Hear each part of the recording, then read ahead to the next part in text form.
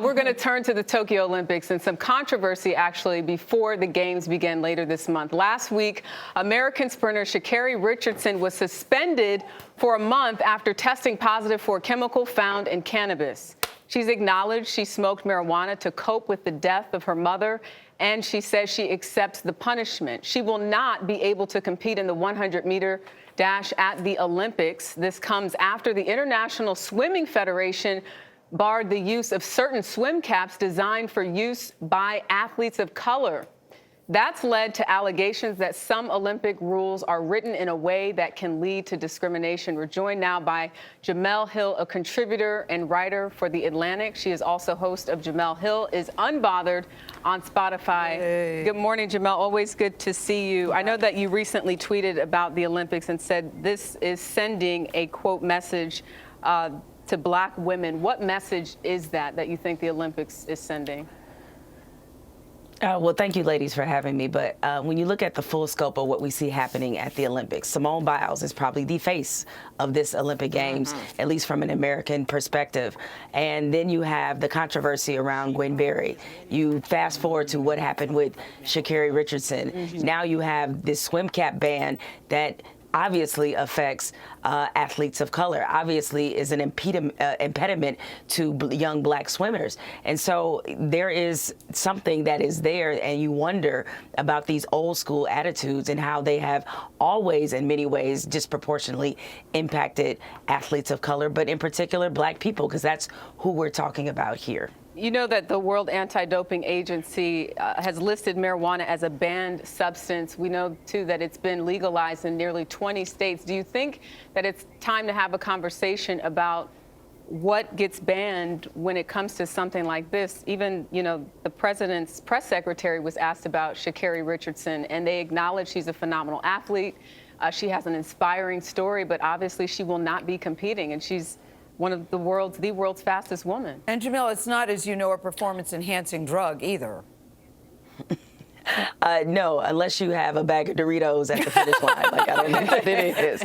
But what I would say is that you have to look at why is this rule in place, and it seems to be more of a perception issue than actually going with what is the science. I mean, the fact is, in 40 countries, there is some form of legalized marijuana. We know where the attitudes are moving in the states, and so much like the professional leagues in America, the NFL, the NBA, Major League Baseball, there's a reason they've all relaxed their standards. It has been used as pain management, and talking about marijuana. It is used in terms of coping mentally, and there are many athletes that came forward after what happened with Sha'Carri Richardson to say that it helps them with their anxiety. And I think we would much rather this alternative than, I don't know, alcohol or any other sort of form of any other dangerous substance. I mean, considering all this young lady has been through, we need to be happy the only thing she did was smoke weed. Yeah, just because it's a rule doesn't mean it's right, and maybe we all need to look at the rules, because many of them seem to be very outdated and seem to be hurting Black women in particular. Yeah, I mean, I think when we assess generally what has been our drug policy in this country, we know who it disproportionately affects. I was thinking about that swim cap rule.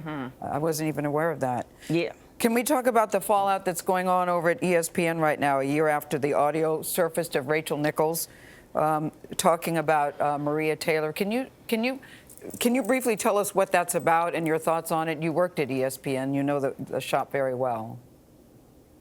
Yeah, I worked there for 12 years. I know both of these women, and they're both very good. We should say they're both very good at what they do. Yeah.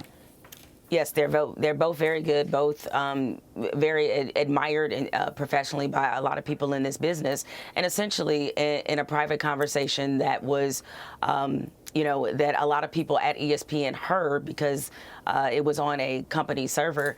You know, Rachel said some very disparaging things about, you know, Maria, and there was an assignment that was promised to her contractually, and that assignment was going to go to Maria, and kind of all hell is broken loose. And listen, Gayle, you've been in TV for a long time. We know that what happens behind the scenes, it's a very competitive business. Sometimes it does not bring out the best in people. And I think here what needs to be addressed is culturally how these things happen, like what is allowed to persist in certain workplaces. And I think I'm disappointed in the fact that, you know, Maria has this very high-profile job. It's great to see a Black woman have a job like that. It just does not seem like the company's support was there.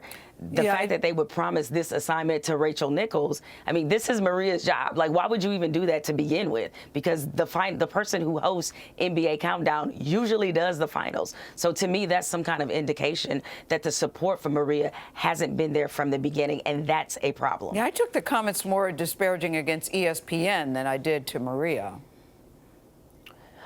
Well, but here's the other thing that this touches on. I mean, I think Black women, especially Black people in the workplace, we get a little tired of somebody insinuating that the reason that we have a job is because we're Black. Yes, we do. You know, that gets very tiresome. And I know that, you know, especially in this business, especially in sports where you don't see a lot of Black women in the role that Maria is in, she hears that 100 times a day. And so to hear that from a colleague, another woman, I can imagine that that would be very harmful and hurtful for her. And it is tiresome. You're right about that. Jemele, have you spoke to either of the women?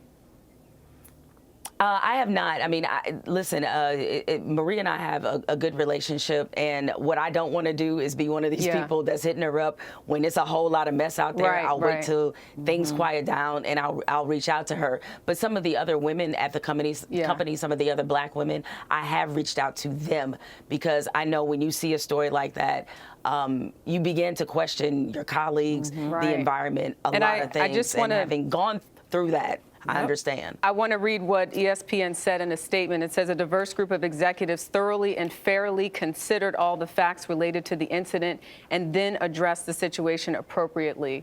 Again, you work there, you know the ins and outs, and I think it's an unfortunate and complicated situation, but a conversation that needs to be had. Jemele Hill, we thank you for joining us. Complicated is the word there. And unfortunate. Yeah, thank you, guys. And Jemele, tiresome. Thank you. Tiresome. Right now, let's take a look at your